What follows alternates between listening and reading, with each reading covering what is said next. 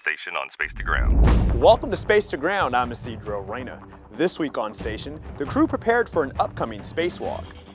2 NASA astronauts are scheduled to venture outside the International Space Station for a 6.5-hour spacewalk on May 16th.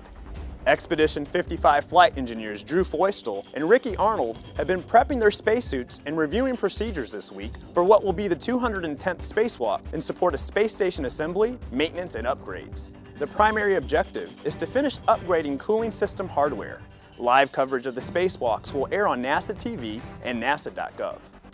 This week, the crew worked on the electrostatic levitation furnace, also known as ELF.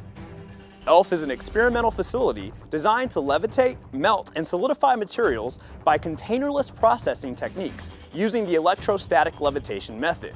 With this facility, thermophysical properties of high-temperature melts can be measured and solidification from deeply undercooled melts can be achieved. The crew exchanged the sample holders and installed a new sample cartridge within ELF to prepare for upcoming ground-commanded operations. Students from Houston area schools spoke to astronauts on the station during an event hosted by Boeing and Space Center Houston. The event was part of NASA's Year of Education on Station. Scott Tingle was asked about the science being conducted on board the ISS. We have at any given time 200 to 250 experiments that are being worked on the International Space Station. But some of the big ones that I've been working on include Apex and Veggie, and they include growing vegetables. We grew lettuce. We're looking at combustion, and we're looking at capillary fluids flow, and we're taking part in a lot of human research, such as what happens with our blood, what happens with headaches and fluid shift, and what happens with our bone density and things like that. So lots of stuff going on here, and it's an amazing place to be.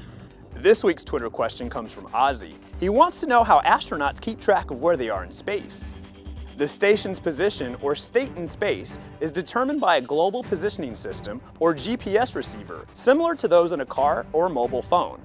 The receiver keeps track of the space station's position and velocity at all points in orbit. Flight controllers in Houston keep track of how the station is oriented and where the sun, Earth, and communication satellites are in reference to the station. Keep sending in your questions using the hashtag #SpaceToGround. We'll see you next week. Subscribe for more space.